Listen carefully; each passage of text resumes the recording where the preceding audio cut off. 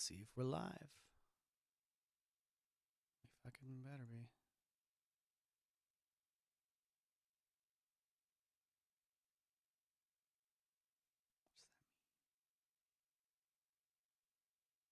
Oh, mute for here. Well, let's check Facebook. Online. Mm-hmm. Mm-hmm.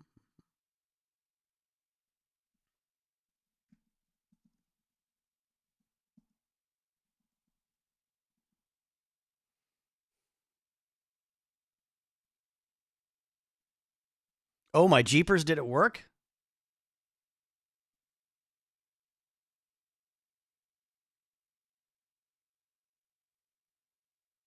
Thank you, everybody. Halloween from Channel 13. Because the following holiday specials, The Incredible Hulk, will not be presented this evening.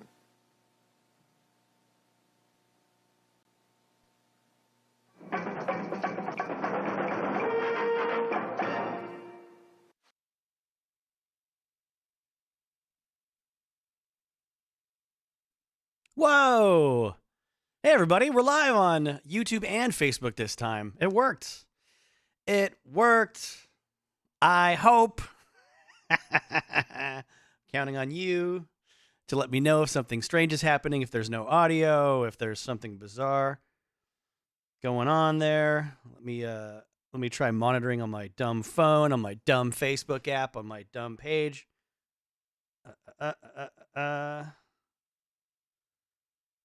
Go into my profile on my dumb phone. Okay, apparently. All right, it's working. All right, stop it, Facebook. All right, done. All right, buddy. So, today, I'm again going to lead off with one of the movie reviews, and more than a review, it's more of an essay. My friend Nick Woodward writes a lot of horror movie essays. To call them a review is doing them a great disservice. Sorry to have switched plural, non-plural there. I'm a little jumpy. I'm very excited to do this. In the light of day. Yesterday we went pretty long. Don't think I will go as long this time. I will read some Stephen King. I will read some old like werewolf lore from other parts of the world. If I do decide to get frisky, I may go deep and horrible with a second Stephen King story that I will give some warnings about before I read it. But let us jump into a second function here that I want to make sure works. At the top of this whole situation.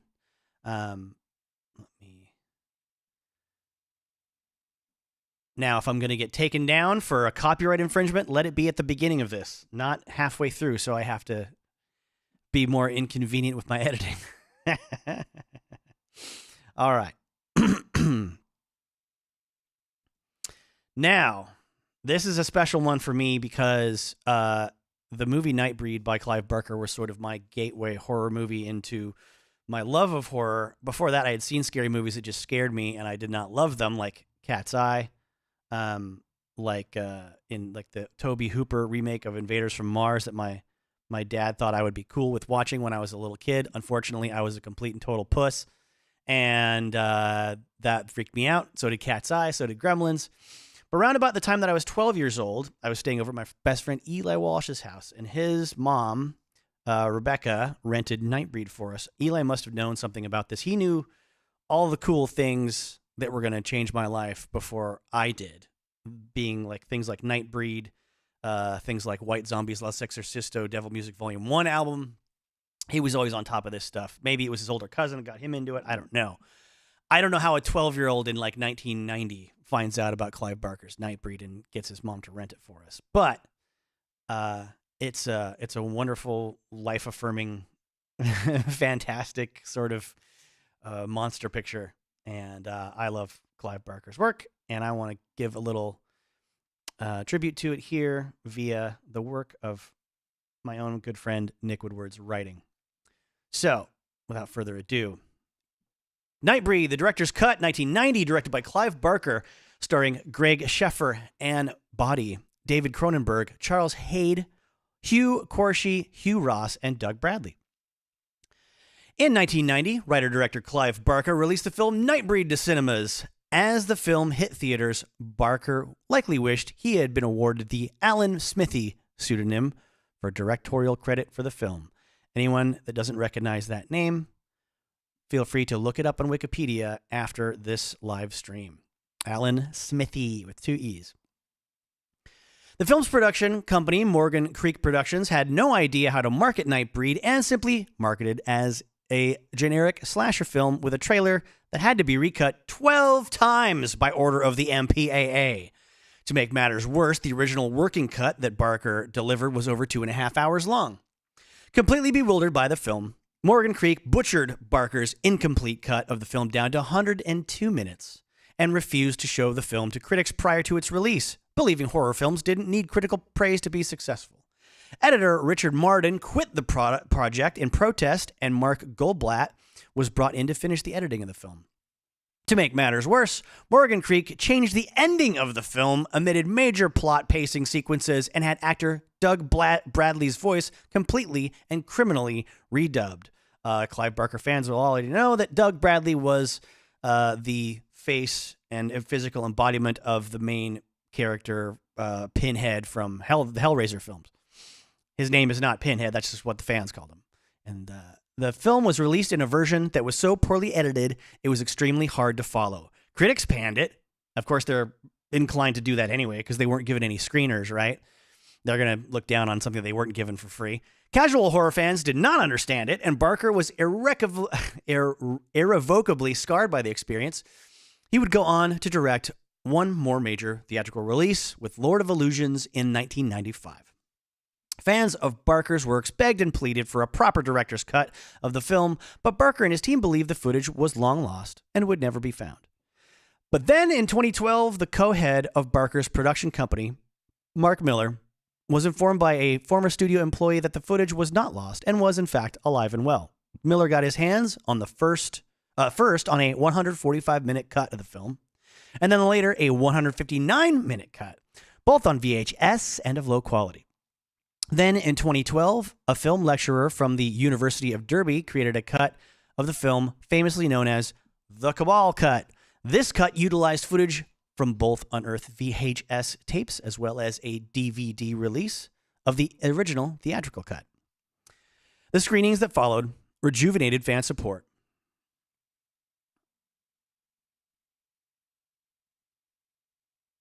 And ignited enough interest from Clive Barker that the Cabal Cut was released via Clive Barker's web store in a limited Blu-ray release.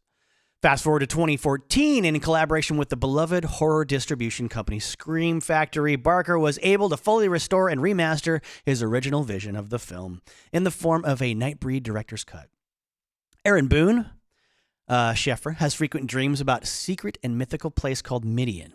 Midian is an underground city beneath a cemetery where monsters, who are called the Nightbreed, go to seek forgiveness and find solace. After months of fearing that these dreams might be the cause of something darker and more sinister, Boone is finally coming to grips with it and finding happiness again with his girlfriend Lori. But Boone is called by his therapist, Dr. Philip K. Decker, played by Dave Cronenberg. Philip K. Decker. Sounds a lot like Philip K. Dick, doesn't it? And asked to come in for an appointment to talk about his progress with his dreams of Midian. At their appointment, Decker informs Boone that when he is dreaming, he is carrying out unspeakable crimes and has been responsible for the deaths of 6 families who were all brutally murdered. Decker gives Boone hallucinogenic drugs disguised as Valium and tells Boone to turn himself in. In a hallucinogenic haze, Boone is hit by a truck and taken to a nearby hospital, where he awakens and overhears a crazed patient next to him named Narcissa, played by Ross, talking about Midian. Before mutilating himself horribly to gain entrance to Midian, I must show my true face. Narcissa tells Boone where to find it. Boone escapes the hospital as Decker and the police arrive and drives to Midian. Upon entering the gates of Midian, Boone is attacked and bitten by one of the Nightbreed. A wounded Boone is gunned down by the police when he tries to flee, and because of the Nightbreed's bite, resurrected while in the morgue. Just checking my messages, making sure no one's telling me that I've been taken down. Good. All right. Carrying on. Let's see. Resurrected in the morgue, alive again, Boone escapes and joins the Nightbreed. Seeking closure, Laurie travels to and finds Midian as Decker secretly follows. Laurie and Boone learn of the history of the Nightbreed and their slaughter at the hands of overzealous Christians. Banding together, Boone and Laurie, along with the Nightbreed, working to defend Midian against the evil forces of humanity that have been manipulated by the villainous Decker. Nightbreed features an amazing cast, including director David Cronenberg as Boone's nemesis, Philip K. Dick, a reference to legendary sci-fi author. Yes, I called it, Philip K. Dick. Cronenberg spent his downtime on the film working on his screenplay for Naked Lunch.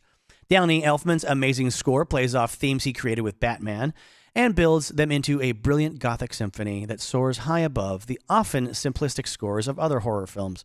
Special effects and makeup for Nightbreed were handled by Bob Keane and his team of exceptionally talented special effects artists. If Barker's previous film, Hellraiser from 1987, was a work of art for makeup and creature design, then Nightbreed is his masterpiece. While Barker was contractually obligated by Morgan Creek to deliver an R-rated film, the final director's cut is exceptionally savage and graphic. With the meaning better. Better is what that means. With the director's cut of Nightbreed, Clive Barker was finally able to tell the story the way he wanted it told. Barker added in nearly 45 minutes of new footage that had been excised from the theatrical cut while removing another 20 or so minutes, bringing the director's cut running time to 120 minutes. Doug Bradley's voice was restored to the character of Dirk Lylesburg, much to the joy of fans of that film and actor. The director's cut of Nightbreed features a cohesive film that translates... distracted by various multimedia thingies happening around me on my screen. Translates Barker's originally intended narrative. Barker's biggest issue with the theatrical cut of the film was it did not make the Nightbreed the heroes, which was the central point of the film. And his story in the original cut. With the director's cut, the audience sees that the monsters are in fact the heroes of the story, while gun-toting redneck Christian humans are the real monsters who torture and kill the Nightbreed in the name of their sick ideology.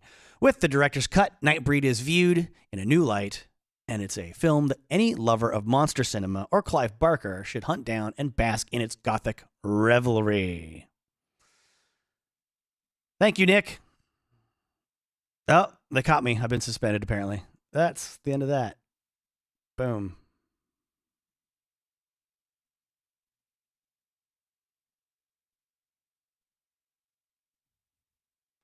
Let's see. Still apparently live. Let me check YouTube. I seem to be still live on YouTube. I seem to be still live.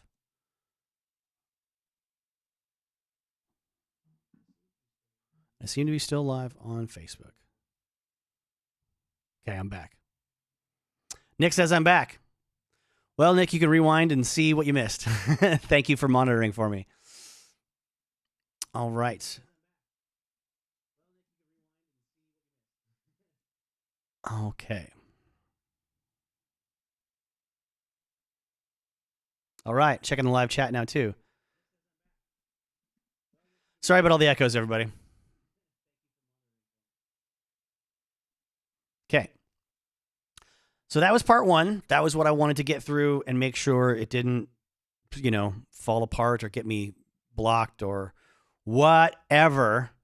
I'm going to take a drink from a glass of water here for a second and let some footage roll for a bit. I can now do away with the YouTube element like so. And let me get into more of the fun stuff that we were doing last night. I've got another 13 minutes total of that. Let's get it visible and let's get it all the way to a spot where we left off, round about here. Welcome to a special Halloween edition of Headbangers Ball. Oh, it's probably one of those horrible little children. Oh, Dave Mustaine from Megadeth. One of my best pals. He did one of my old songs, and I'm so proud that he did one of my songs for the Shocker. But I have something better than candy for you. This goes with the song. I've worn it for years. I want to pass it down to its rightful owner now. Thanks. Oh, it's just your size, too. That's great. We'll see about that. Yeah. Oh, yeah, I like that. Fits great. Help me. No, you do it. You can do it yourself. You'll learn how to do it yourself. This next video is called No More Mr. Nice Guy.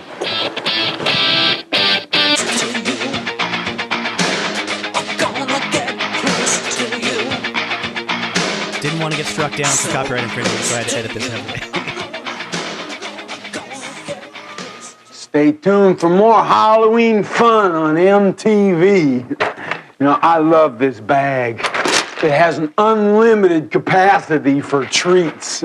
Some of these, I love popcorn, candy corn deals. I'm the man that's gonna make you use that gun. And Rocket's Red Glare will join us to talk about his new movie. The Big Picture. Watch Thursday at 7:30 p.m. and Saturday at 7 p.m. It's on MTV.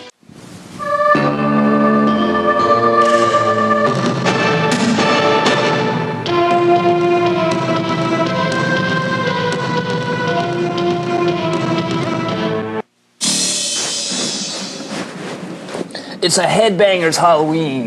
Yeah, and Alice is out there right now ripping off some trick-or-treaters.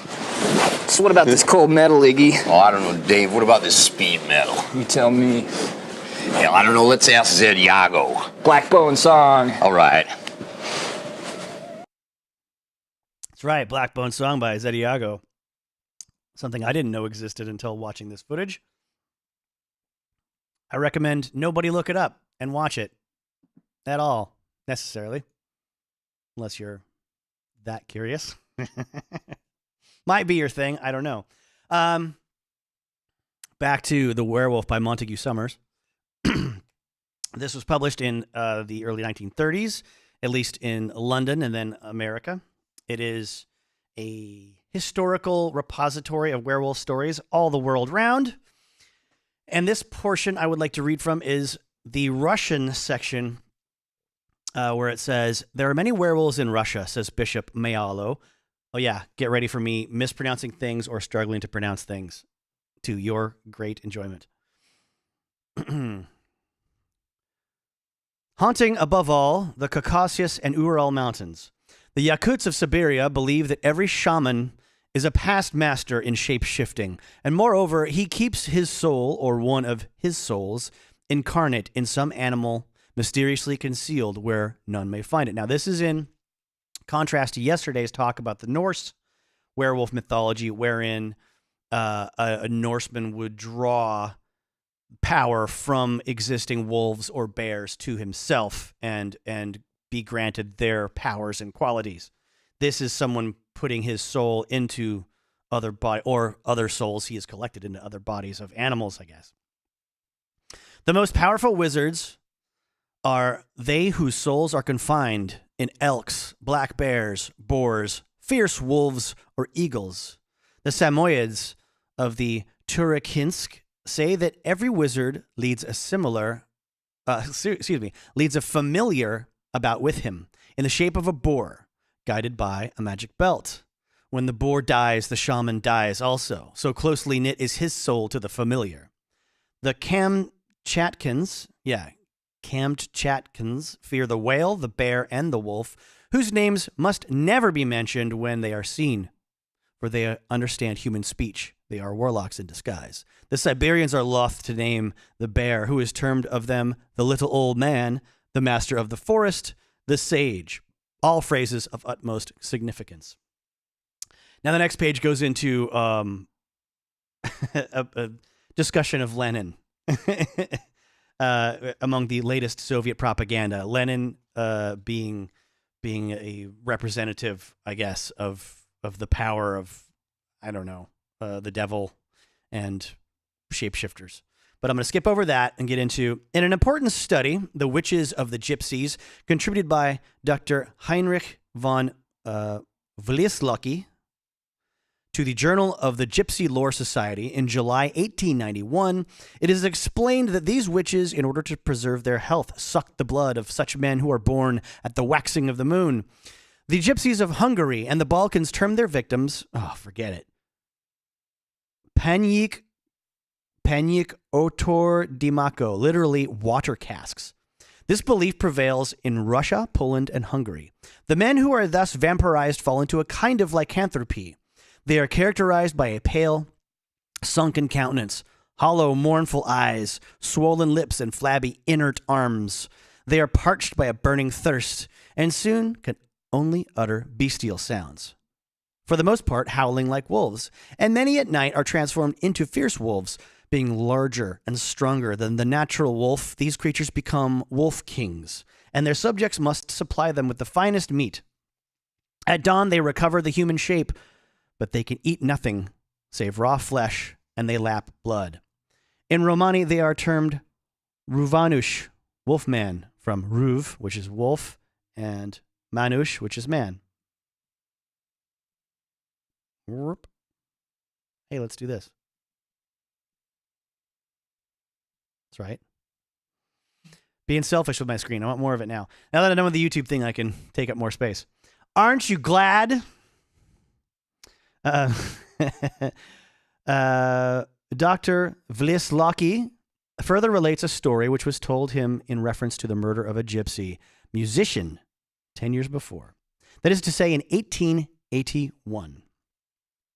At Torez, Torez, at the north of Hungary, there lived a gypsy fiddler named Kropan, who was very poor and who, in spite of his music, could only get from peasants a few coppers, enough to buy a morsel of bread for himself and his wife. Sound familiar, friends? Just pausing for a second. Just checking my messages. I'm so paranoid now after this year and last year's misadventures. I'm just waiting for someone to go, dude, where'd you go? All right. Back to talking about poor musicians. Remarking his wife's absences from home at night, he suspected an intrigue and watched her privily.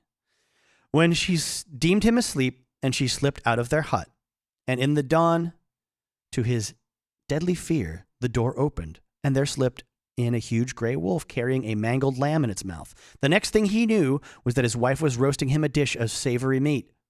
He said nothing, but from that day, the woman provided him with the best meats: sheep, calves, cows, and pigs.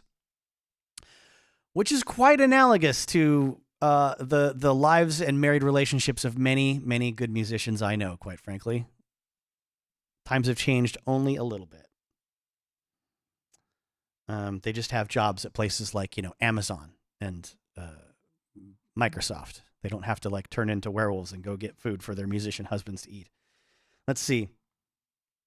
Kropan, indeed, used to sell quantities of meat in the nearest town, so the villagers knew nothing of his transactions. He grew rich and opened a fine inn where one could obtain dishes dirt cheap. So the whole neighborhood flocked to him. The day arrived when suspicion was aroused, for the wolf had ravaged the countryside. The villagers bound Kropan and his wife, and the priest exorcised them, sprinkling them with holy water. As the drops touched her, the woman shrieked as though she had been plunged into boiling oil. And this witch, who nightly became a Ruvanish, disappeared. The peasants, in a rage, slew Kropan.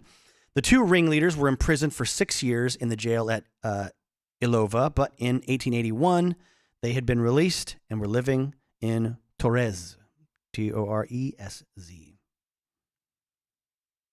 It has been said, but quite incorrect. Wait a minute, they killed both of them? Wait. But the two ringleaders were... What? They slew Kropan. All right, whatever. Never mind. It's moving on. It has been said, but quite incorrectly, that in Germany the werewolf was confined almost entirely to the Harz Mountains. This region was indeed a center of all known sorceries, but the depredations of the werewolf unhappily covered a far wider range. Johannes Janssen, in his History of the German People, Part 3, Chapter 3, is of opinion that the traditions of sorcery and shapeshifting, which developed so grimly among the Germanic peoples, to a large extent, grew out of the old Teutonic system of supernatural beings, so that the gods and demigods came to be regarded as magicians, an idea embodied by Snorri Sturluson, who died in 1241 in the Ynglinga saga. How that relates to America's oldest brewery in Pennsylvania, I don't know. Someone call in and tell me.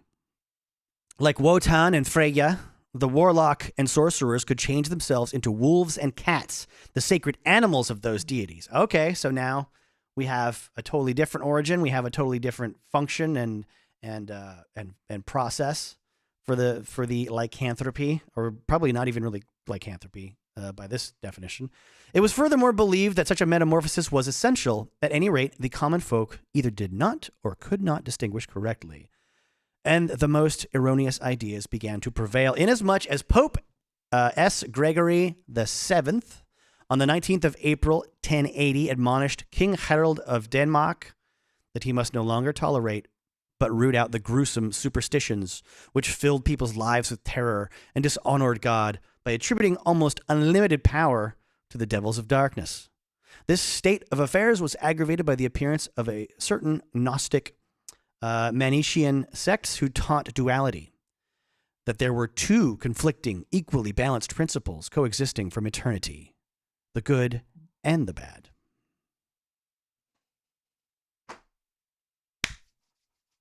All right. There will be a test later. I hope you memorized all of that.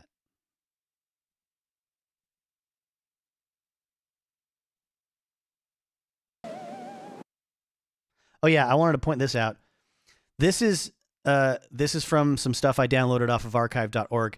There was a whole VHS recording of someone's like entire day's worth of MTV and stuff, and one of the features on Halloween was a viewing of the Rocky Horror Picture Show. Now, obviously, I'm not going to show any scenes of the Rocky Horror Picture Show because I'm going to get struck down for copyright infringement. But if you saw the top of this crawl, you saw 1989 Rocky Horror, live dates, basically. It's traveling around the country, and these are like midnight shows.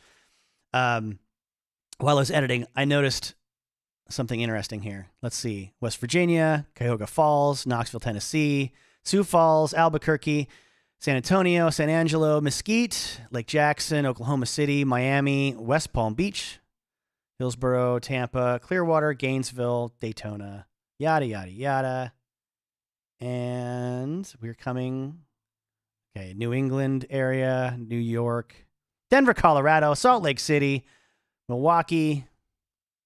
Billy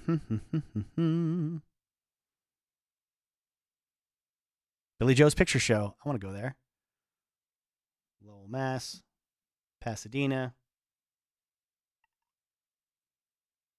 Oh. Oak Tree, Grand Cinema, Seattle. Neptune at Overlake, Seattle. I'm not aware of that one. Obviously, we have a Neptune Theater in the University District today, but Overlake is more Bellevue-ish, usually, the way we refer to it, or maybe it's Overlake in another part of Seattle that's not the east side. I'm not aware. Please call in, let me know. But Lewis and Clark was referred to as Tacoma South. When I was young, Lewis and Clark Theater was just SeaTac. I don't know if they changed that for the national audience to sort of understand better or not. But check this out. Clearwater, Seahome. Lewis and Clark, Seattle, Tacoma South. Oh, they're separate. I'm sorry. I take it back. Left and right are separate columns, because here we go. Clearwater in Kennewick, Washington. Kennewick. You could live in Kennewick in 1989 and party down with the two people in your town that were willing to go out to a midnight showing of Rocky Horror. How amazing is that? Then the Seahome in Bellingham obviously would have a college crowd. The Magic Lantern in Spokane. The Liberty in Ellensburg. Is that still there? Who knows? I love that so much. I love that people in Ellensburg, Spokane, and Kennewick in 1989 were getting down to some Rocky Horror action. I mean, if you were one of the 7 people that went to that, you had to have had amazing sex that night, right? Right? I, for one, can't stand Rocky Horror Picture Show. So I'm not being, all cheering. Come on, Margaret. I've always wanted to meet Kiss. Hi, fellas. Yeah, just what I've always wanted. 4 kisses on the first date. Margaret,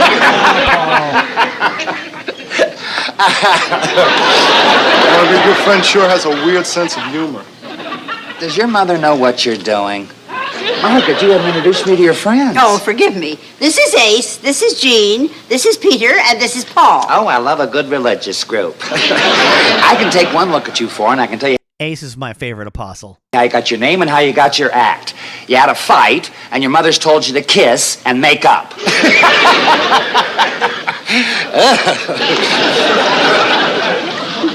And your makeup is something else. How long does it take you to put it on? We don't wear makeup. Why don't you push the down button on your elevator shoes? I have to ask you a favor. Do you think you can find it in yourself to go me one more wish? You've been so very good so far, I'll have to say no. Oh, rats! Rats! Anyone who's a friend of rats is a friend of mine. What's your wish? Atta girl. I wish Kiss would do one more song for us. Immediately, if not sooner. Whoa, yeah! All right. Let's get into some more reads. I want to read something from Night Shift by Stephen King. This is especially pertinent to anyone who is a fan of Salem's Lot. This came out, let's see, I think it was previously released before Night Shift. Night Shift famously has the story Trucks, which was converted into a film called Maximum Overdrive. Sorry, trying to get centered here. Always difficult for me to stay centered, as any spiritual advisor would tell you. So this is like early 80s stuff. Am I getting messages? Doot. Okay. Just checking. Stream seems to be going good. All right. So I can't recommend this enough if you are a lover of older media. Archive.org is a treasure trove of mostly public domain stuff and some non-public domain stuff that has been scanned or submitted via video or audio. There's a lot of old books that you can just read that have been manually scanned in. So unlike last night where I was like holding a book in front of myself, I'm just reading from a window right now. I found the whole book Night Shift. Someone manually scanned in every page, and you can check it out for 15 days. You can do this with all kinds of books on archive.org. I downloaded The Legend of Sleepy Hollow for last night's read that way, via that website. So check it out. Maybe donate if you feel like it. I found an entire Headbangers Ball episode with White Zombie at the Airheads release party that I'll be hopefully using for some other project later. There's tons of MTV footage, tons of old Entertainment Tonight footage from the 80s. If you're a sucker for game shows for some reason, there's tons of that too. But guaranteed I'll be utilizing a lot of 80s Entertainment Tonight footage someday for other goofy projects. Anyways, this is called One for the Road. It was 10:15, and Herb Tucklander, and I haven't read this, I've just sort of skimmed through it, and I know how it goes, and I decided it didn't feature anything too horrific for anyone in the daytime on Halloween weekend is my basic, warning, non-warning. But I'll probably still stumble over some words. It was 10:15, and Herb Tucklander was thinking of closing for the night when the man in the fancy overcoat and the white, staring face burst into Tookie's bar, which lies in the northern part of Falmouth. It was the 10th of January, just about the time most folks are learning to live comfortably with all the New Year's resolutions they broke. And there was one hell of a northeaster, blowing outside. 6 inches had come down before dark, and it had been going hard and heavy since then. Twice we had seen Billy Larrabee go by high in the cab of the town plow, and the second time Tookie ran him out of beer. An act of pure charity, my mother would have called it, and my God knows she put him down enough. Sorry. And my God knows she put down enough. I had to reread that 3 times. Of Tookie's beer in her time. Billy told him they were keeping ahead of it on the main road, but the side ones were closed and apt to stay that way until the next morning. The radio in Portland was forecasting another foot and a 40-mile-an-hour wind to pile up the drifts. There was just Tookie and me in the bar, listening to the wind howl around the eaves and watching it dance the fire around in the hearth. "Have one for the road, Booth," Tookie says. "I'm going to shut her down." He poured me one and himself one, and that's when the door cracked open and this stranger staggered in. Snow up to his shoulders and in his hair, like he had rolled around in confectioner's sugar. The wind billowed, and a sand-fine sheet of snow in after him. "Close the door," Tookie roars at him. "Was you born in a barn?" I've never seen a man who looked that scared. He was like a horse that spent an afternoon eating fire nettles. Yeesh. His eyes rolled towards Tookie, and he said, "My wife, my daughter," and he collapsed on the floor in a dead faint. "Holy Joe," Tookie says. "Close the door, Booth, would you?" I went and shut it, and pushing it against the wind was something of a chore. Tookie was down on one knee holding the fellow's head up and patting his cheeks. I got over to him and saw right off that it was nasty. His face was fiery red, but there were gray blotches here and there. And when you've lived through the winters in Maine since the time Woodrow Wilson was president, as I have, you know those gray blotches meant frostbite. "Fainted," Tookie said. "Get the brandy off the back bar, will you?" I got it and came back. Tookie had opened the fellow's coat. He had come around a little. His eyes were half open, and he was muttering something too low to catch. "Pour a capful," Tookie says. "Just a cap?" I asks him. "That stuff's dynamite," Tookie says. "No sense overloading his carb." I poured out a capful and looked at Tookie. He nodded. "Straight down the hatch." I poured it down. It was a remarkable thing to watch. The man trembled all over and began to cough. His face got redder. His eyelids, which had been at half-mast, flew up like window shades. I was a bit alarmed, but Tookie only sat him up like a big baby and clapped him on the back. The man started to retch, and Tookie clapped him again. "Hold on to it," he says. "That brandy comes dear." The man coughed some more, but it was diminishing now. I got my first good look at him. City fellow, all right. And from somewhere south of Boston, I'd guess. He was wearing kid gloves, expensive but thin. There were probably some more of those grayish-white patches on his hands. And he would be lucky not to lose a finger or two. His coat was fancy, all right. A $300 job, if ever I'd seen one. He was wearing tiny little boots that hardly came up over his ankles. I began to wonder about his toes. "Better," he said. "All right," Tookie said. "Can you come over to the fire?" "My wife and daughter," he said. "They're out in the storm." "From the way you came in, I didn't figure they were at home watching TV," Tookie said. "You can tell us by the fire as easy as here on the floor. Hook on, Booth." He got to his feet, but a little groan came out of him, and his mouth twisted down in pain. I wondered about his toes again, and I wondered why God felt he had to make fools from New York City who would try driving around in southern Maine at the height of a northeast blizzard. And I wondered if his wife and his little girl were dressed any warmer than him. We hiked across to the fireplace and got him sat down in a rocker that used to be Mrs. Tookie's favorite until she passed in '74. It was Mrs. Tookie that was responsible for most of the place, which had been written up in Down East and the Sunday Telegram, and even once in the Sunday supplement of the Boston Globe. It's really more of a public house than a bar, with its big wooden floor pegged together rather than nailed, the maple bar, the old barn-raftered ceiling, and the monstrous, big fieldstone hearth. Mrs. Tookie started to get some ideas in her head after the Down East article came out, wanting to start calling the place Tookie's Inn or Tookie's Rest. And I admit, it has sort of a colonial ring to it, but I prefer plain old Tookie's Bar. It's one thing to get uppish in the summer when the state's full of tourists. Another thing altogether in the winter when you and your neighbors have to trade together. And there had been plenty of winter nights like this one where Tookie and I had spent all alone together drinking scotch and water or just a few beers. My own Victoria passed on in '73, and Tookie's was a place to go where there were enough voices to mute the steady ticking of the death watch beetle. Even if there was just Tookie and me, it was enough. I wouldn't have felt the same about it if the place had been Tookie's Rest. It's crazy, but it's true. We got this fellow in front of the fire, and he got the shakes harder than ever. He hugged onto his knees, and his teeth clattered together, and a few drops of clear mucus spilled off the end of his nose. I think he was starting to realize that another 15 minutes out there might have been enough to kill him. It's not the snow. It's the wind chill factor. It steals your heat. Where did you go off the road? Tookie asked him. 6 miles south of here, he said. Tookie and I stared at each other, and all of a sudden I felt cold. Cold all over. You sure? Tookie demanded. You came 6 miles through the snow? He nodded. I checked the odometer when we came through to town.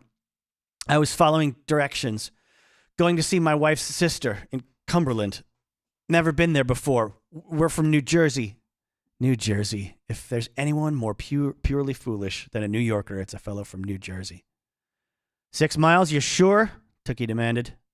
Pretty sure, yeah. I found the turnoff, but it was drifted in. It was... Tookie grabbed him. In the shifting glow of the fire, his face looked pale and strained, older than his 66 years by 10. You made a right turn? Right turn, yeah. My wife... Did you see a sign? Sign? He looked up at Tookie blankly and wiped the end of his nose. Of course I did. It was on my instructions. Take Jointner Avenue through Jerusalem's lot to the 295 entrance ramp. He looked from Tookie to me and back to Tookie again. Outside, the wind whistled and howled and moaned through the eaves. Wasn't that right, mister? The lot, Tookie said, almost too soft to hear. Well, I guess I didn't do that right. The lot, Tookie said, almost too soft to hear. Oh, my God.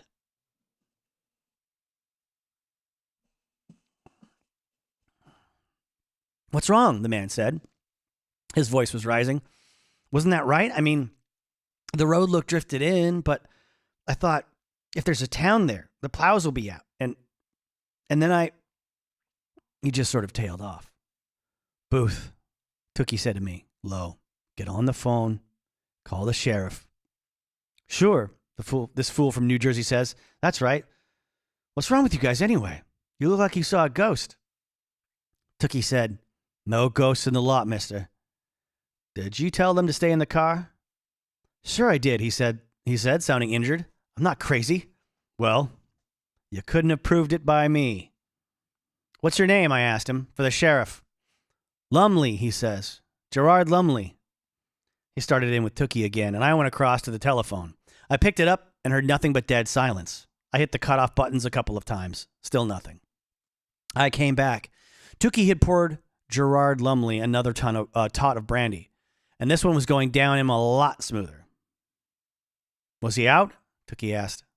Phone's dead. Hot damn, Tookie says, and we look at each other. Outside, the wind gusted up, throwing snow against the windows. Lumley looked from Tookie to me and back again. Well, haven't either of you got a car? He asked. The anxiety was back in his voice. They've got to run the engine and run the heater. I only had a quarter of a tank of gas, and it took me an hour and a half to look. Will you answer me? He stood up and he grabbed Tookie's shirt. Mister, Tookie says, I think your hand just ran away from your brains there. Lumley looked at his hand, at Tookie, and then dropped it. Maine, he hissed. Made it sound like a dirty word about somebody's mother. All right, he said. Where's the nearest gas station? They must have a tow truck. Nearest gas station's in Falmouth Center, I said. That's 3 miles down the road from here. Thanks, he said, a bit sarcastic, and headed for the door, buttoning his coat. Won't be open, though, I added. He turned his back slowly and looked at us. What are you talking about, old man? He's trying to tell you that the station in the center belongs to Billy Larrabee, and Billy's out driving the plow, you damn fool, Tookie says patiently. Now, why don't you come back here and sit down before you bust a gut? He came back, looking dazed and frightened. Are you telling me you can't... that there isn't... I ain't telling you nothing, Tookie says. You're doing all the telling. And if you stop for a minute, we could think this over. What's this town, Jerusalem's lot, he asked. Why was the road drifted in and no lights on anywhere? I said, Jerusalem's lot burned out 2 years back. And they never rebuilt? He looked like he didn't believe it. It appears that way, I said. I looked at Tookie. What are we going to do about this? Can't leave him out there, he said. I got closer to him. Lumley had wandered away to look out the window into the snowy night. What if they've been got at? I asked. That may be, he said, but we don't know it for sure. I've got my Bible on the shelf. You still wear your Pope's medal? I pulled the crucifix out of my shirt and showed him. I was born and raised congregational, but most folks who live around the lot wear something. Crucifix, St. Christopher's medal, rosary, something. Because 2 years ago, in the span of one dark October month, the lot went bad. Sometimes late at night when there were just a few regulars drawn up around Tookie's fire, people would talk it over. Talk around it is more like the truth. You see, people in the lot started to disappear. First a few, then a few more, then a whole slew. The schools closed. The town stood empty for most of a year. A few people moved in, mostly damn fools from out of state like this fine specimen here. Drawn by the low property values, I suppose. But they didn't last. A lot of them moved out a month or two after they'd moved in. The others, well, they disappeared. Then the town burned flat. It was at the end of a long, dry fall. They figure it started up by the Martson house on the hill that overlooked Joyner Avenue. But no one knows how it started, not to this day. It burned out of control for 3 days. After that, for a time, things were better. And then they started again. I only heard the word vampires mentioned once. A crazy pulp truck driver named Richie Messina from over Freeport was in Tookie's that night, pretty well liquored up.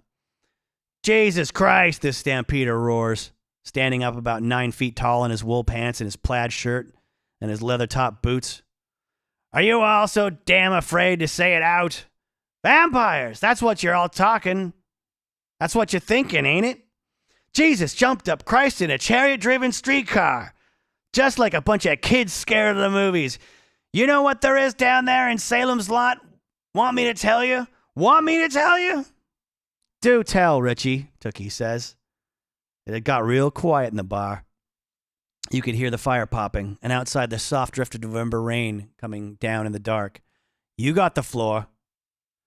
What you got over there is your basic wild dog pack, Richie Messina tells us. That's what you got. That and a lot of old women who love a good spook story. Why, for $80, I'd go up there and spend the night in what's left of that haunted house you're all so worried about. Well, what about it? Anyone want to put it up? But nobody would. Richie was a loudmouth and a mean drunk, and no one was going to shed any tears at his wake, but none of us were willing to see him go into Salem's Lot after dark.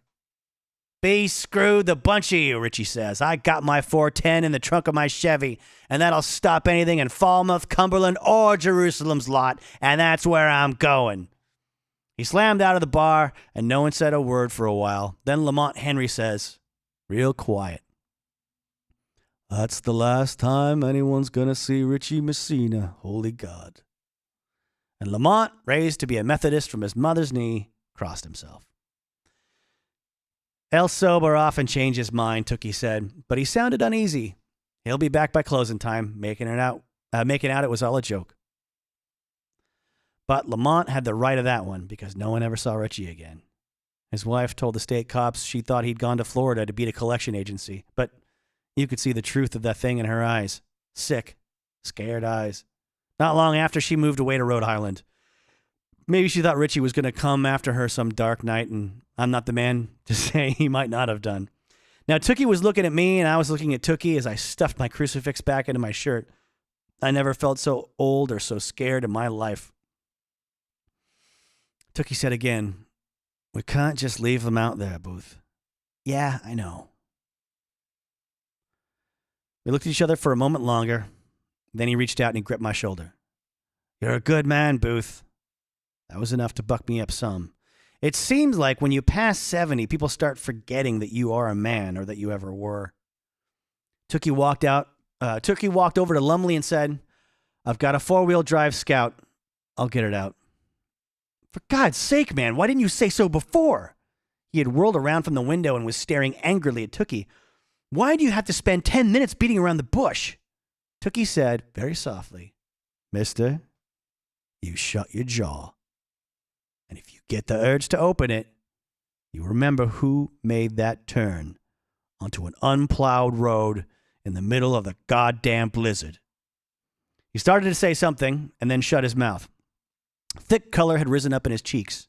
Tookie went out to get his Scout out of the garage. I felt around under the bar for his chrome flask and filled it full of brandy. Figured we might need it before this night was over. Pausing. Taking a breath. Taking a check. Just looking at the chat. Just looking at messages. Thank you, everybody. Thank you, everyone. Okay. Seems like we're still rolling. Good. Good, good, good.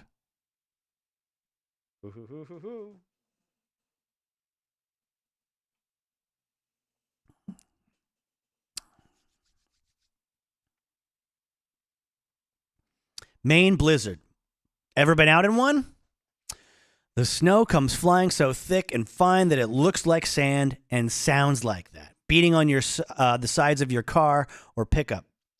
You don't want to use your high beams because they reflect off the snow, and then you can't see 10 feet in front of you. With the low beams on, you can see maybe 15 feet, but I can live with the snow. It's the wind I don't like. When it picks up and begins to howl, driving the snow into 100 weird flying shapes and sounding like all the hate and pain and fear in the world. There's death in the throat of a snowstorm wind, white death, and maybe something beyond death. There's no sound to hear when you're tucked up all cozy in your bed with the shutters bolted and the doors locked. It's that much worse if you're driving. And we were driving smack into Salem's lot. Hurry up a little, can't you?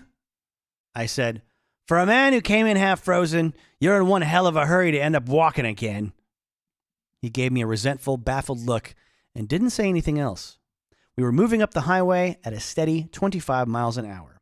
It was hard to believe that Billy Larrabee had just plowed this stretch an hour ago. Another 2 inches had covered it, and it was drifting in. The strongest gust of wind rocked the Scout on her springs. The headlights showed a swirling white nothing up ahead of us. We hadn't met a single car. About 10 minutes later, Lumley gasps, "Hey, what's that?" He was pointing out my side of the car. I'd been looking dead ahead. I turned, but was a shade too late. I thought I could see some sort of slumped form fading back from the car, back into the snow. But that could have been imagination. What was it, a deer? I asked. I guess so, he says, sounding shaky. But its eyes, they looked red. He looked at me. Is that how a deer's eyes look at night? He sounded almost as if he were pleading. They can look like anything, I says, thinking that might be true, but I've seen a lot of deer at night from a lot of cars, and I never saw any set of eyes reflect back red.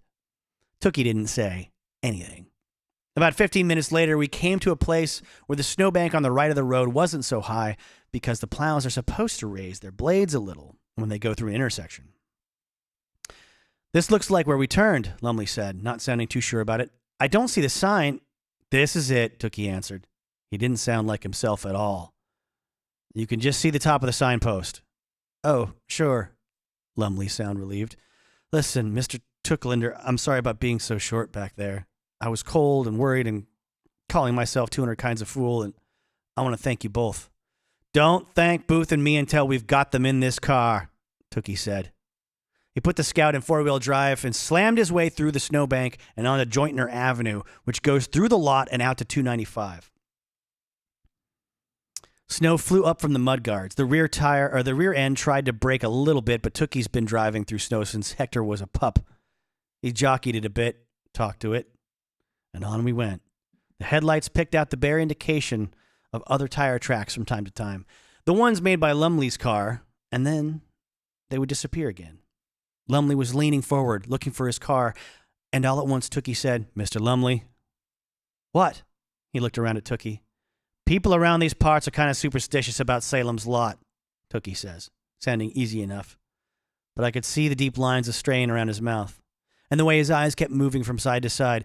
If your people are in the car, why, that's fine. We'll pack them up. Go back to my place, and tomorrow, when the storm's over, Billy will be glad to yank your car out of the snowbank. But if they're not in the car... Not in the car? Lumley broke in sharply. Why wouldn't they be in the car? If they're not in the car, Tookie goes on, not answering, we're going to turn around and drive back to Falmouth Center and whistle for the sheriff. Makes no sense to go wallowing around at night in a snowstorm anyway, does it? They'll be in the car. Where else would they be? I said, one other thing, Mr. Lumley. If we should see anybody, We are not going to talk to them.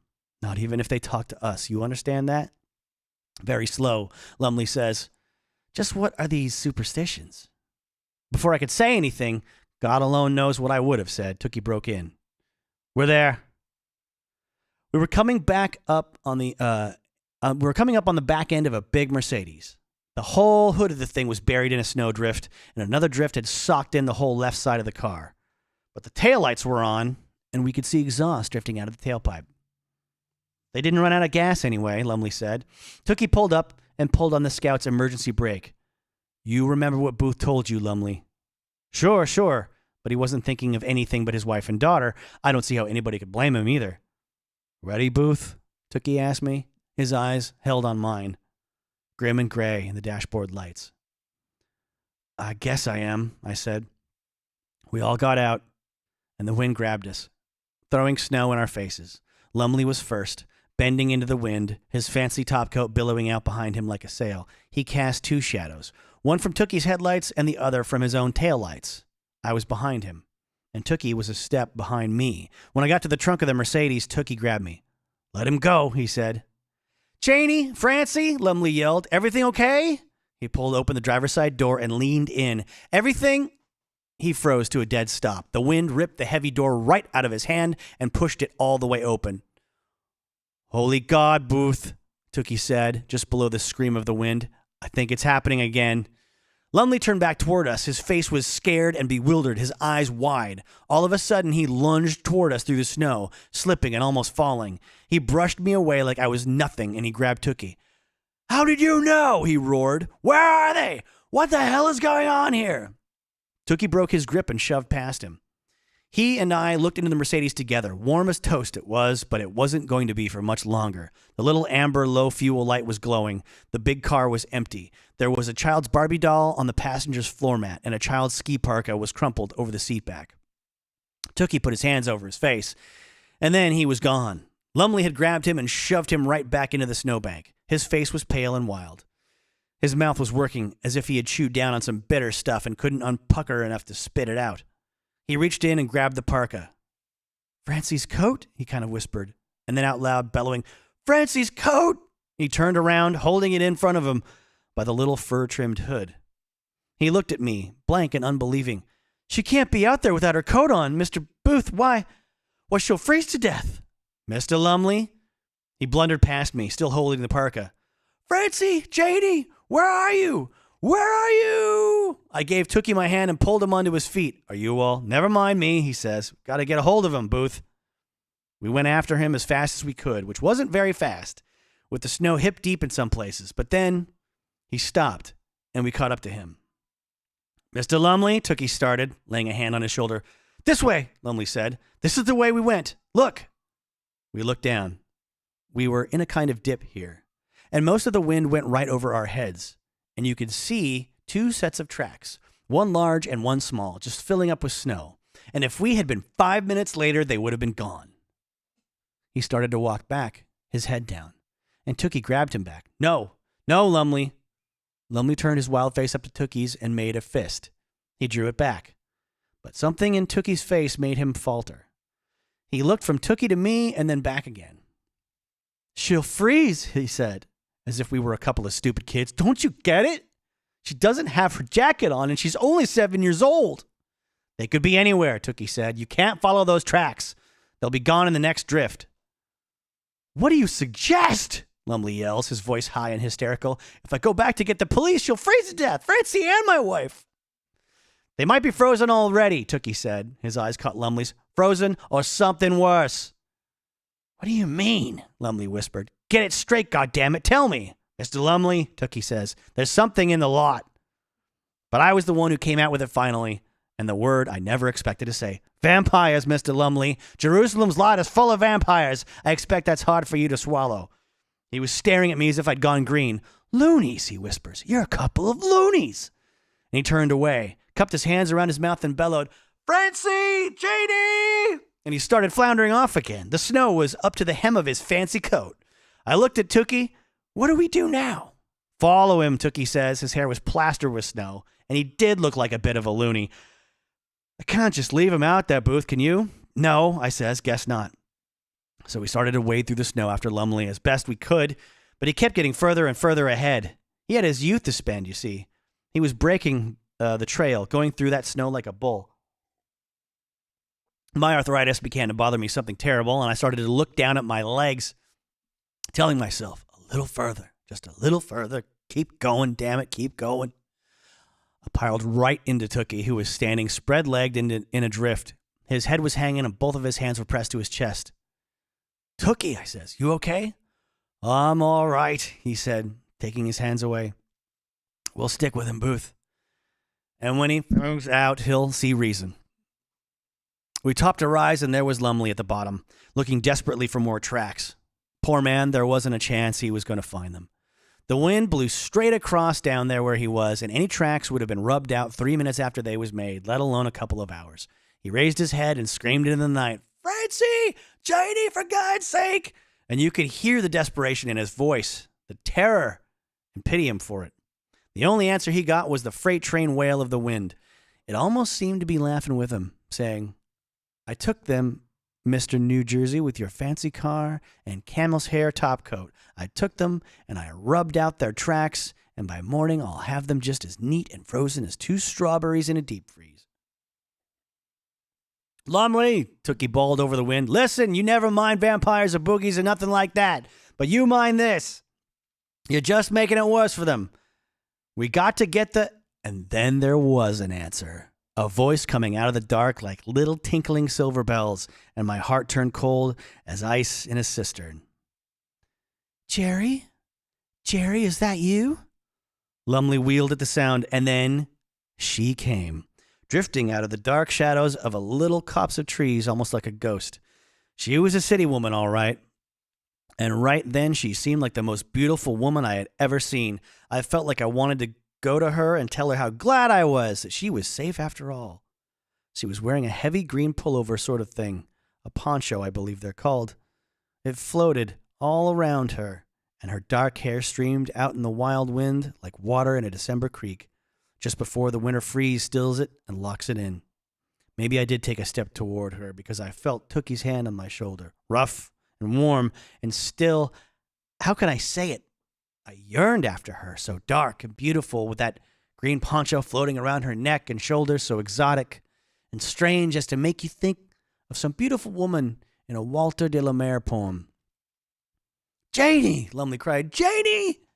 He began to struggle through the snow toward her, his arms outstretched. No, Tookie cried. No, Lumley! He never even looked, but she did. She looked up at us and grinned.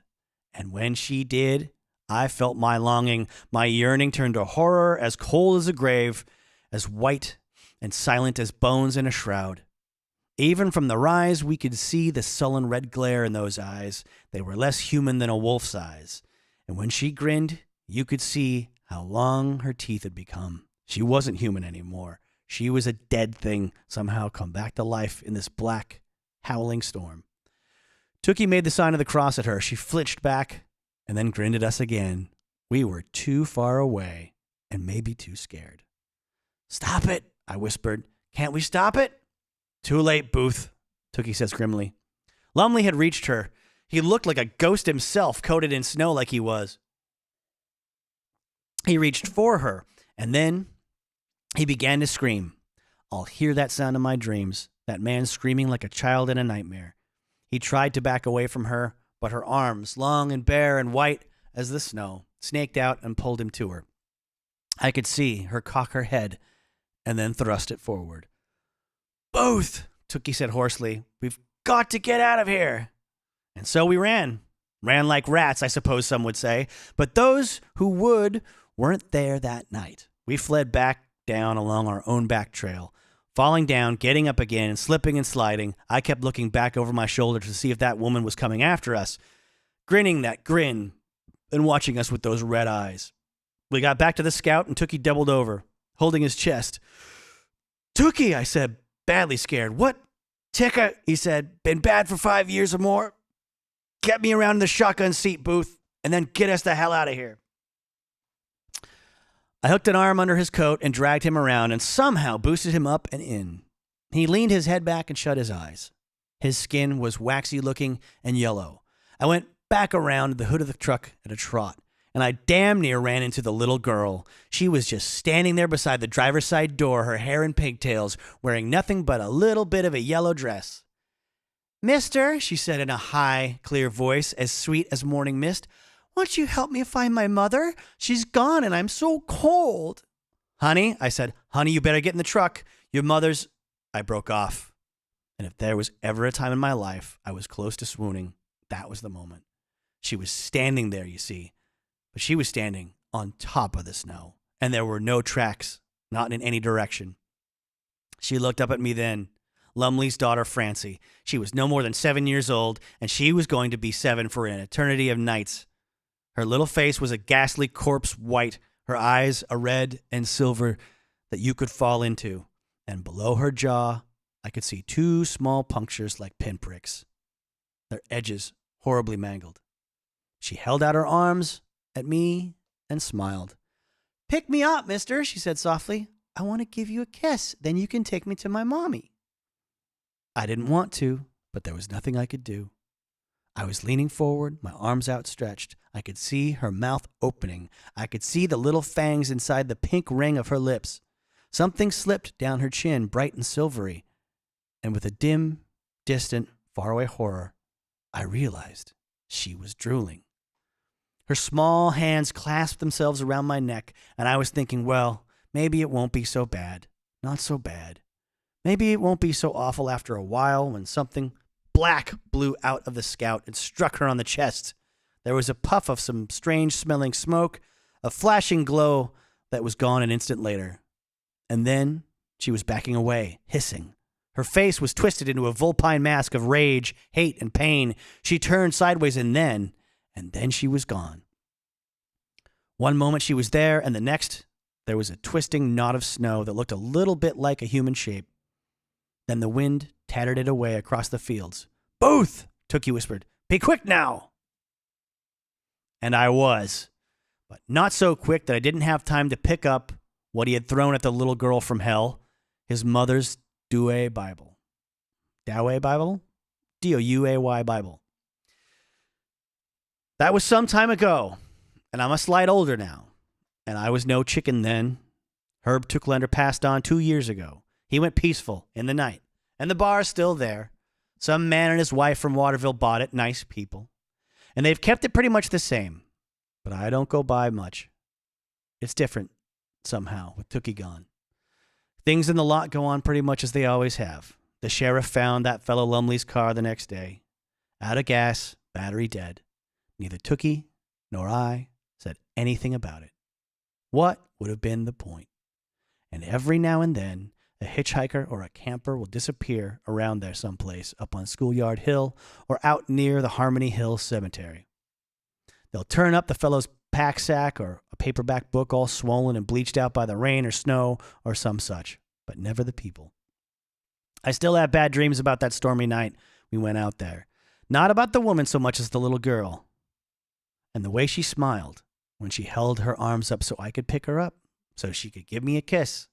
But I'm an old man, and the time comes soon when dreams are done. You may have an occasion to be traveling in southern Maine yourself one of these days. Pretty part of the countryside. You may even stop by Tookie's Bar for a drink. Nice place. They kept the name just the same. So have your drink, and then my advice to you is to keep right on moving north. Whatever you do, don't go up that road to Jerusalem's lot, especially not after dark. There's a little girl somewhere out there, and I think she's still waiting for her goodnight kiss.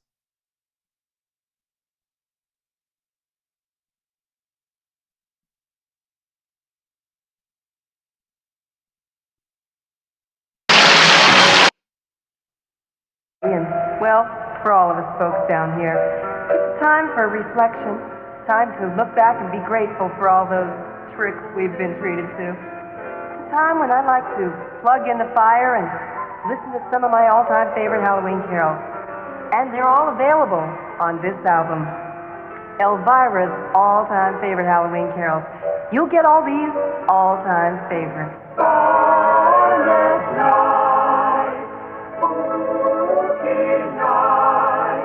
You better not stir, you better not carry a cross. Dracula is coming to town. We three monsters, orient the Lord. Mothra, Roseanne, Godzilla's a star. Yes, they're all my favorite Halloween carols, and they're all here on my album, Elvira's all-time favorite Halloween carol. How much would you pay for all these favorites? Well, don't answer, because if you act now, you'll also get this. Elvira's all-time favorite Halloween carols, Volume 2. You'll get more of my all-time favorites, like I'm the mommy kissing Frankenstein.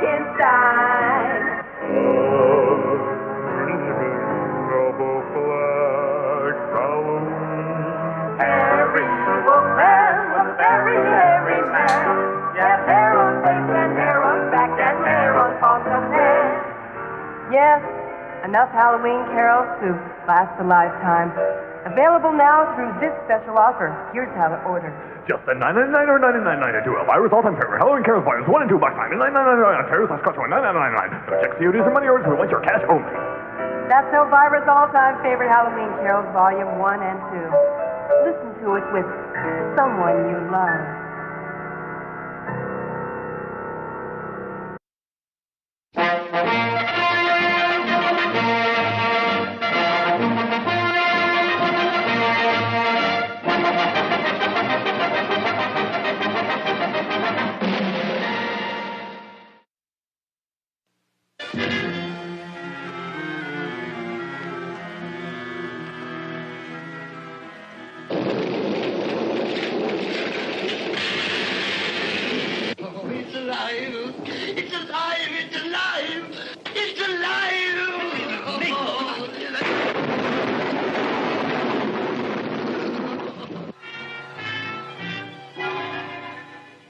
When this dead hand moves, the monster created by a man they called Mad is turned loose to strike terror into the hearts of men.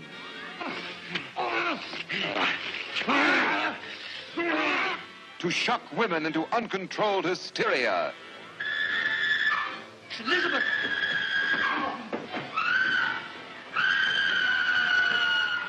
To prey upon the innocence of children.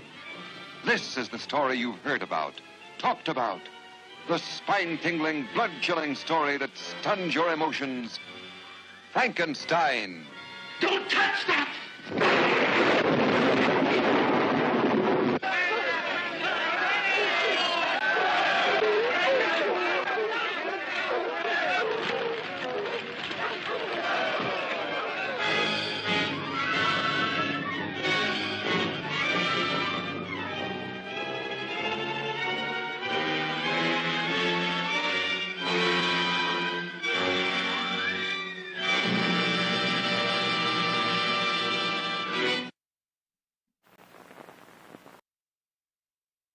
Let's play one more. Crank this one up. Velvet poked out puppets, D-O-O-R-D-O, sugary alphabets, F-O-U-R-4. Sugary alphabets. This is an era when they wanted you to know there was sugar in the cereal. My dad told me about the fact that, like, every cereal I had when I was a kid that was called, like, corn something or wheat something used to be called sugar something. It was sugar corn pops or sugar smacks instead of honey smacks. Everything had the word, like, in the 50s and 60s, all of the cereals had the word sugar in the title. Let's get back to sugary alphabets, jamming some crazy funk here with Mr. Frankenstein, who lives in a haunted house instead of like a castle or something. You ever met? Talk about it. It's so good eating up the alphabet. Ow! So with both alphabets, S-U-N. Modulate up one whole step so you can, create the feeling of excitement in a song. Even a song that's only like 30 seconds long for a commercial. Sugary alphabet, are you? Did that monster have a sock it to me button? Hang on. Are you in run? Tasty cereal you ever met? Talk to me. It's so good eating up the alphabet. Ah, boy, oh boy. Thank you, Alphabets. All right. Looks like everything's still working. Congratulations, all of us. Stream still runs onward. Well, crap. I think I will go for one more. How's that sound? Obviously, this all serves me well in the future when I decide to chop this all up and put it on my YouTube channel or whatever. But it's Halloween. I'm going to go see Skid Row tonight for free at the Tulalip Casino because Dan got free tickets. I'm going to hope my Halloween costume still fits from last year and the year before and the year before and the year before. I hope that yours does too. I'll be officiating a Halloween wedding tomorrow. That's very exciting to me. Let's see. Where's my... Find my full history. I think I accidentally closed out of a window I needed. There we go. I'm going to get into a song from Nightmares and Dreamscapes, which came out in the 90s. You'll definitely know this came out in the 90s when I hit the very end of this story.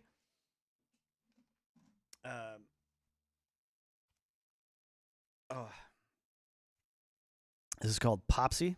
Early 90s. Let's see here. Again, with the help of archive.org, I will read straight from the pages. And it's got that great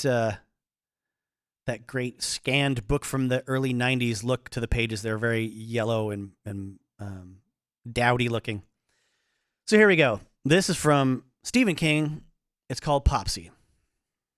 Sheridan was cruising slowly down the long blank length. And again, I haven't read this. I mean, I read this a long time ago. I don't have this memorized or anything, so I might trip and stumble a little bit.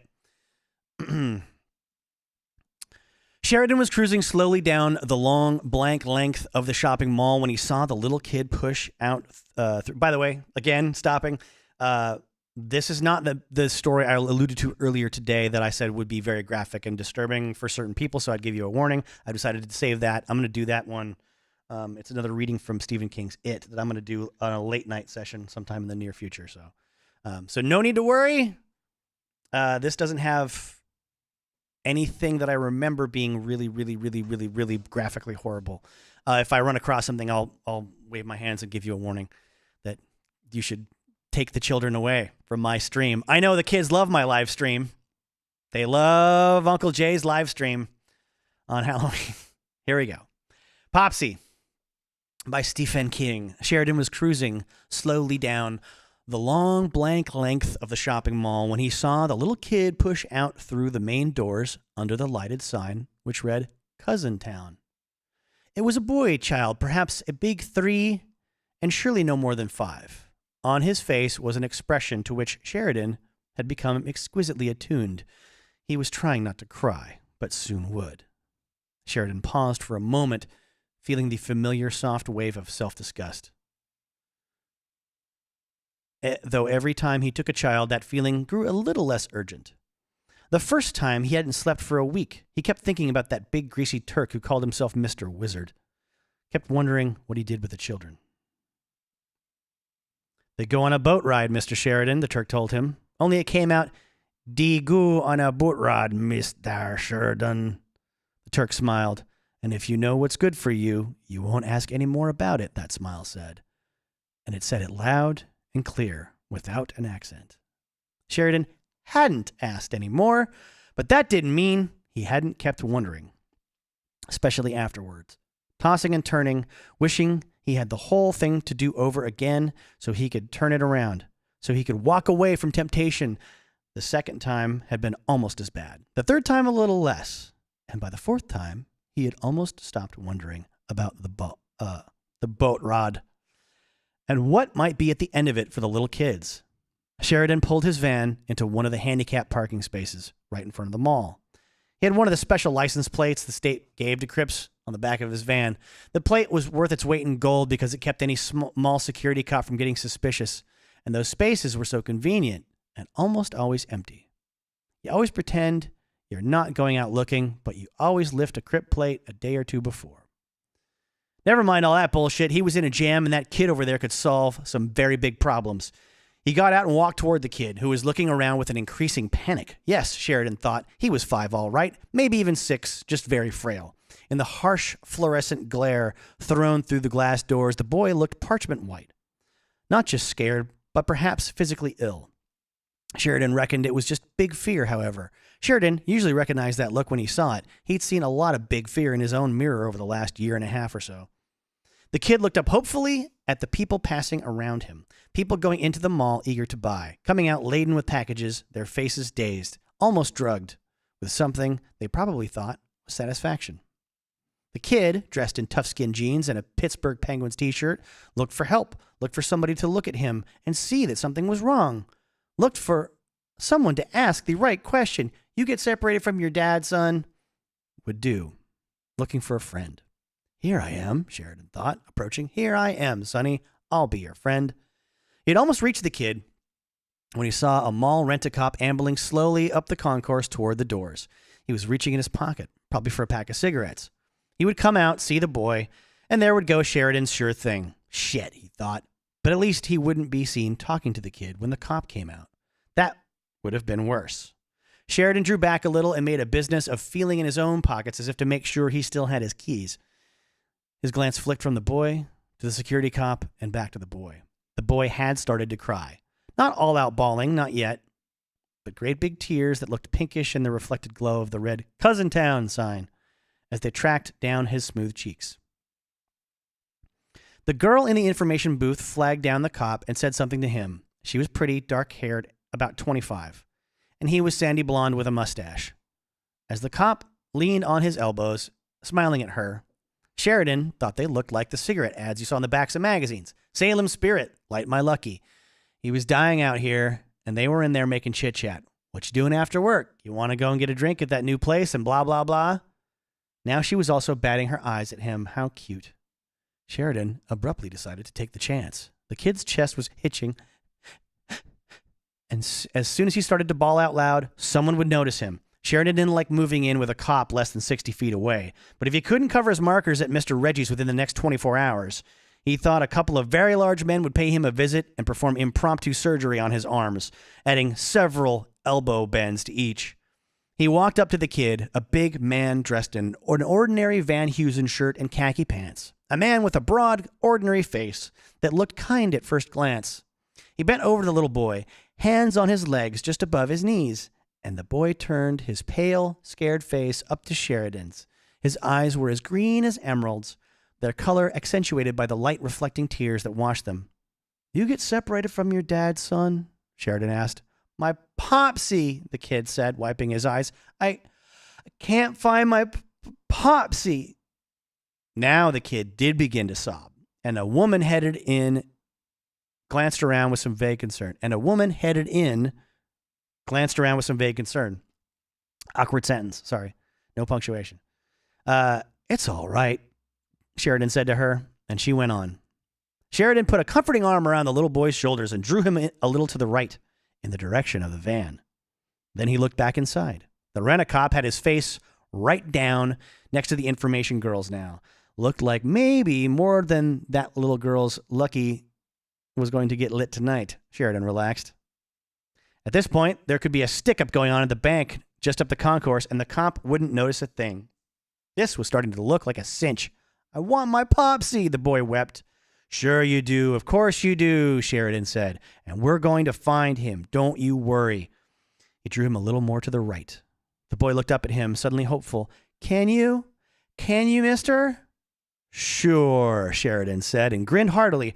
Finding lost popsies. Well, you might say it's kind of a specialty of mine. It is?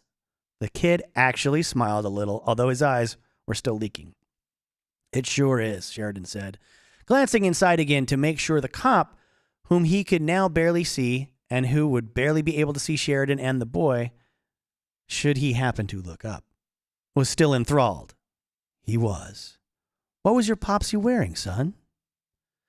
He was wearing a suit, the boy said. He almost always wears his suit. I only once saw him in jeans. He spoke as if Sheridan should know all these things about his popsy. I bet it was a black suit, Sheridan said. The boy's eyes lit up. You saw him! Where? He started eagerly back toward the doors, tears forgotten, and Sheridan had to restrain himself from grabbing the pale-faced little brat right then and there. That type of thing was no good, couldn't cause a scene, couldn't do anything people would remember later. Had to get him into the van. The van had a sun filter, glass everywhere except the windshield. It was almost impossible to see inside unless you had your face smashed right up against it. Had to get him in the van first. He touched the boy on the arm. I didn't see him inside, son. I saw him right over there. He pointed across the huge parking lot with its endless platoons of cars. There was an access road at the far end of it, and beyond that were the double yellow arches of McDonald's. Why would Popsy go over there? The boy asked, as if either Sheridan or Popsy, or maybe both of them, had gone utterly mad. I don't know, Sheridan said. His mind was working fast, clicking along like an express train, as it always did when it got right down to the point where you had to stop shitting, either do it up right or fuck it up righteously. Popsy, not Dad or Daddy, but Popsy. The kid corrected him on it. Maybe Popsy meant Granddad, Sharon decided. But I'm pretty sure that was him. Older guy in a black suit, white hair, green tie. Popsy had his blue tie on, the boy said. He knows I like it the best. Yeah, it could have been blue, Sheridan said. Under those lights, who can tell? Come on, hop in the van. I'll run you over there to him. Are you sure it was Popsy? Because I don't know why he'd go to a place where they... Sheridan shrugged. Look, kid, if you're sure that wasn't him, maybe you better look for him on your own. You might even find him. And he started brusquely away, heading back toward the van. The kid wasn't biting. He thought about going back, trying again. But it had already gone on too long.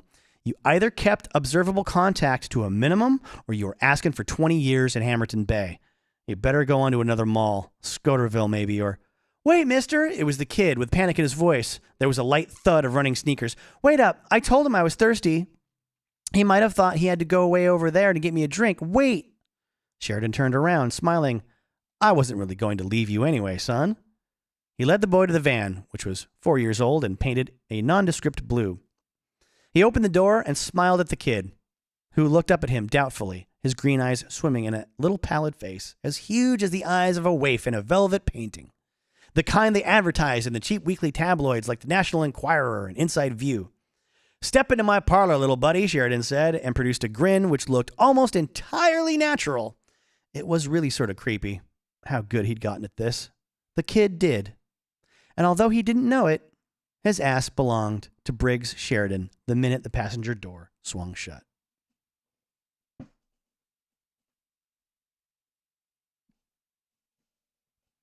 There was only one problem in his life. It wasn't broads, although he liked to hear the swish of a skirt or feel the smooth smoke of silken hose as well as any man. And it wasn't booze, although he had been known to take a drink or three of an evening. Sheridan's problem, his fatal flaw, you might even say, was cards. Any kind of cards, as long as it was the kind of game where wagers were allowed. He had lost jobs, credit cards, his home, his mother had left him. He had never, at least so far, been in jail, but the first time he got in trouble with Mr. Reggie, he thought jail would be a rest cure by comparison. He had gone a little crazy that night. It was better, he had found, when you lost right away. When you lost right away, you got discouraged, went home, watched Letterman on the tube, and then went to sleep. When you won a little bit at first, you chased. Sheridan had chased that night, ended up owing $17,000. He could hardly believe it. He went home dazed, almost elated by the enormity of it. He kept telling himself in the car on the way home that he owed Mr. Reggie not 700, not 7,000, but 17,000 Iron Men. Every time he tried to think about it, he giggled and turned up the volume on the radio.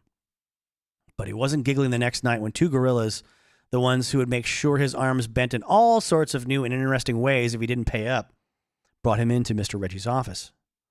I'll pay. Sheridan began babbling at once. I'll pay. Listen, it's no problem. A couple of days, a week at the most, 2 weeks on the outside. You bore me, Mr. Sheridan, Mr. Reggie said. Shut up.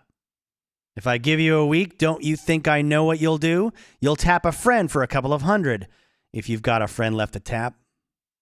If you can't find a friend, you'll hit a liquor store. If you've got the guts, I doubt you do. But anything is possible. Mr. Reggie leaned forward, propped his chin on his hands, and smiled. He smelled of Tad Lapidus cologne.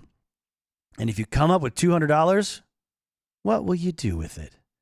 Give it to you, Sheridan had babbled. By then, he was very close to tears. I'll give it to you right away. No, you won't, Mr. Reggie said. You'll take it to the track and try to make it grow. What you'll give me is a bunch of shitty excuses. You're in over your head this time, my friend. Way over your head. Sheridan could hold back the tears no longer. He began to blubber. These guys could put you in the hospital for a long time, Mr. Reggie said reflectively. You would have a tube in each arm and another one coming out of your nose. Sheridan began to blubber louder. I'll give you this much, Mr. Reggie said, and pushed a folded sheet of paper across his desk to Sheridan. You might get along with this guy. He calls himself Mr. Wizard. But he's a shitbag just like you. Now get out of here. I'm going to have you back here in a week, though. And I'll have your markers on this desk. You either buy them back, or I'm going to have my friends tool up on you. And like Booker T says, once they start, they do it until they're satisfied.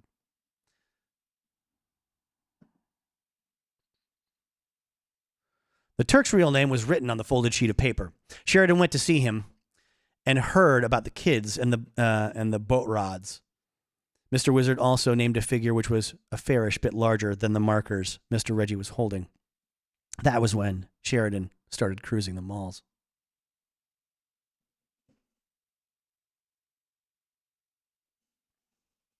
He pulled out of the Cousintown Mall's main parking lot, looked for traffic, and then drove across the access road into the McDonald's in lane. The kid was sitting all the way forward on the passenger seat, hands on the knees of his toughskins, eyes agonizingly alert.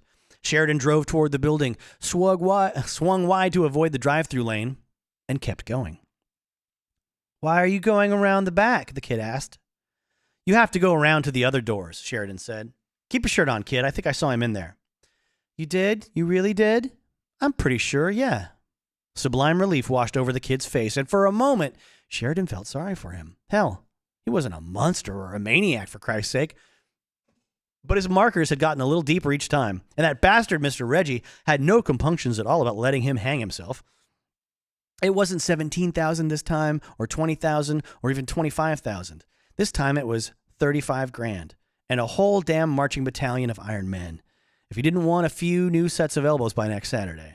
He stopped in the back by the trash compactor. Nobody was parked back there. Good. There was an elasticized pouch on the side of the door for maps and things. Sheridan reached into it with his left hand and brought out a pair of blue-steeled Krig handcuffs. The loop jaws were open.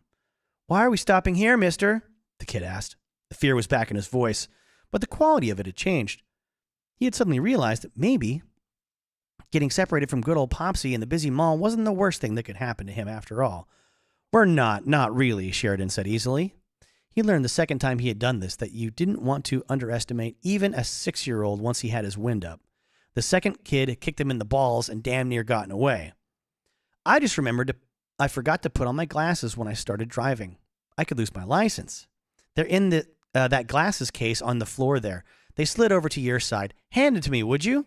The kid bent over to get the glasses case, which was empty. Sheridan leaned over and snapped one of the cuffs on the kid's reaching hand as neat as you could please. And then the trouble started.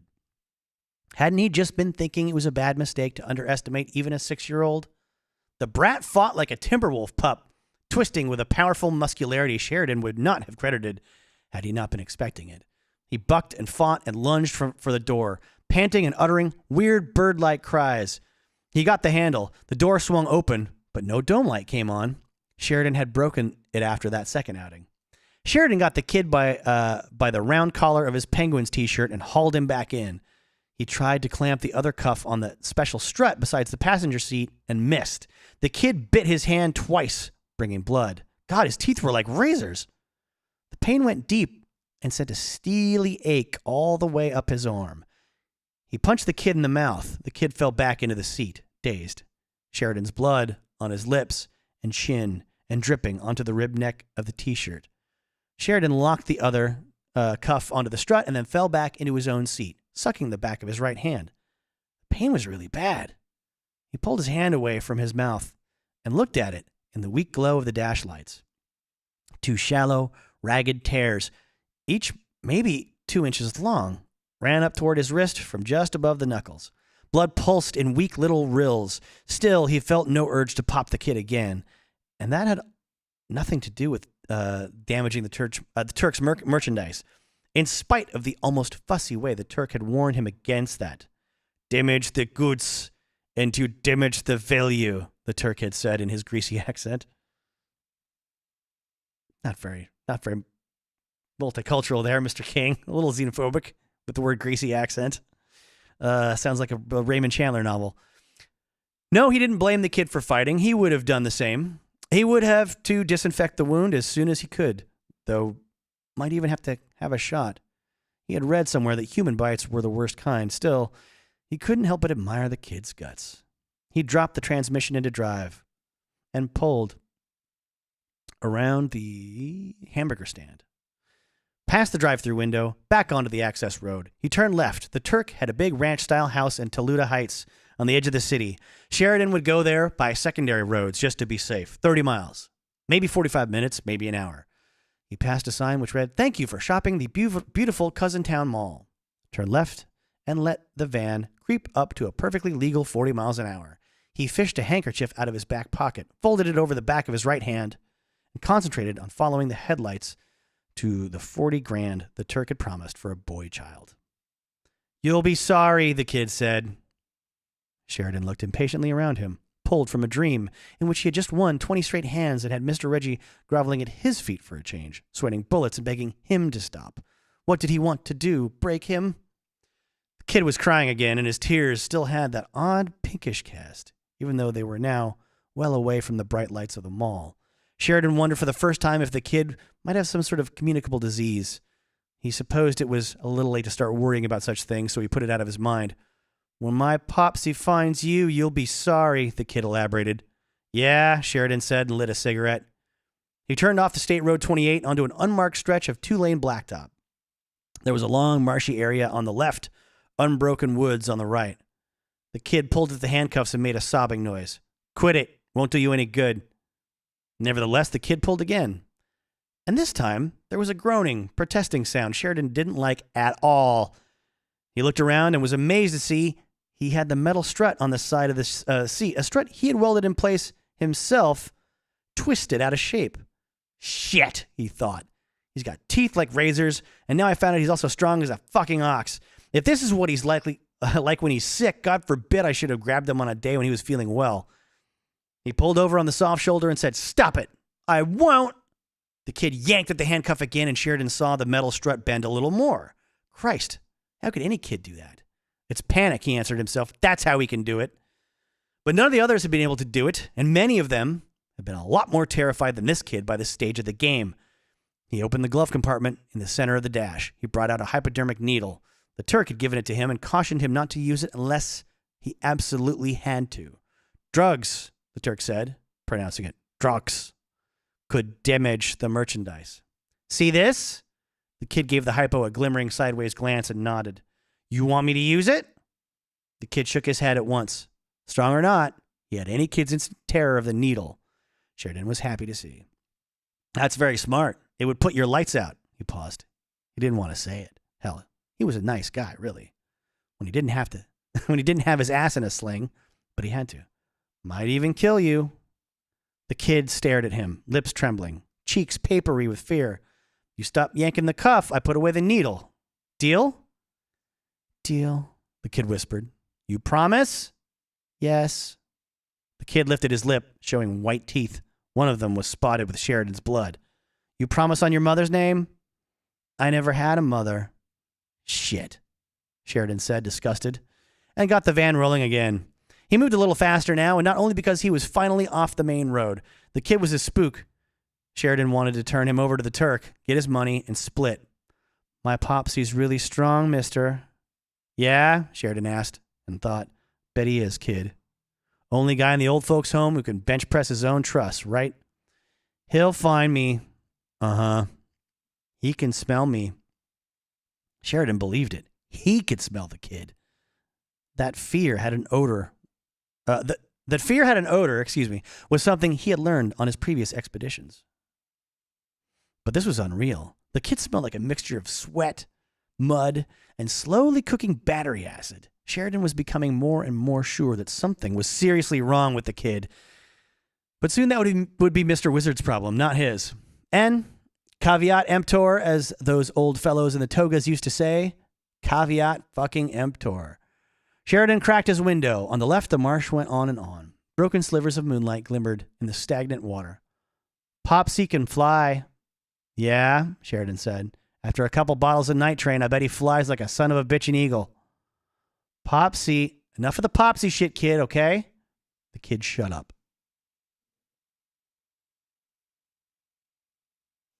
Four miles farther on, the marsh on the left broadened into a wide, empty pond. Sheridan made a turn onto a stretch of hard-pan dirt that skirted the pond's north side. 5 miles west of here, he would turn right onto Highway 41, and from there it would be a straight shot into Toluta Heights. He glanced toward the pond, a flat silver sheet in the moonlight.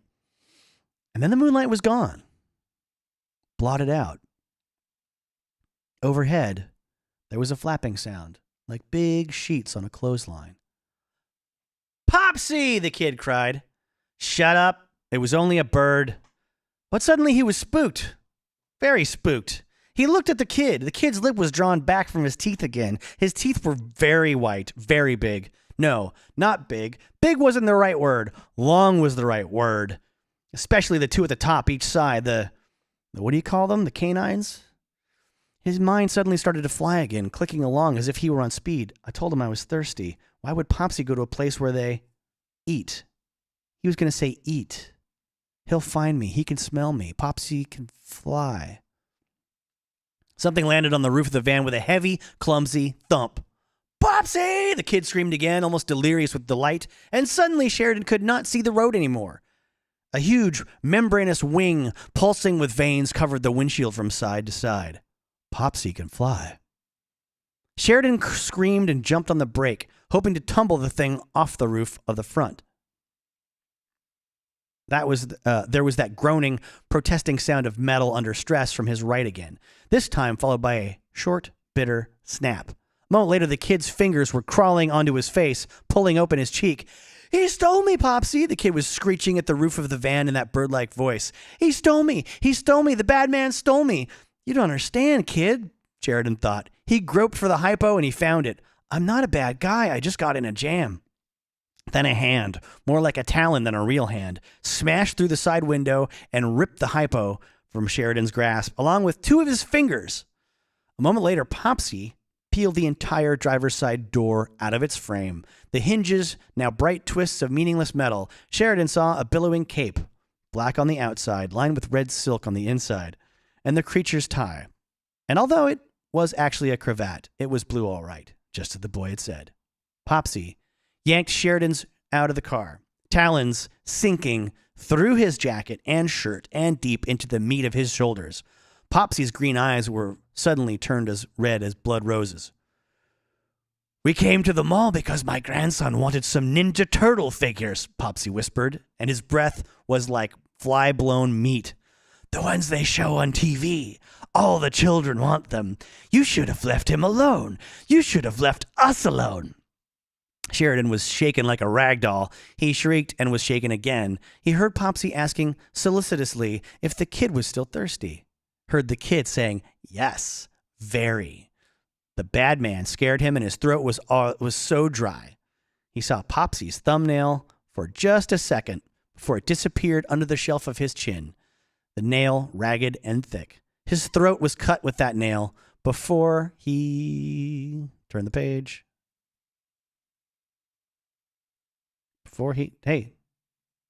Hey, internet, turn the page. Oh, God damn it. Click. There it is. Sheesh. Okay. Sorry. I'm clicking little arrows on a web page to turn the pages. And it wasn't happening. And he realized what was happening. The last things he saw before his sight dimmed to black were the kid cupping his hands to catch the flow, the way Sheridan himself had cupped his hands under the backyard faucet for a drink on a hot summer day when he was a kid, and Popsy stroking the boy's hair gently with grandfatherly love. All right. There it was. Halloween 2021. Hopefully you're doing something nice tonight and something fun tomorrow. Hopefully the kids have a good time wherever they are, whatever they're doing. And there's lots of good things to eat. Happy Halloween, everybody. Thanks for joining me. I appreciate it. It was a fun experiment this time around, and almost all of it worked out. Oofta.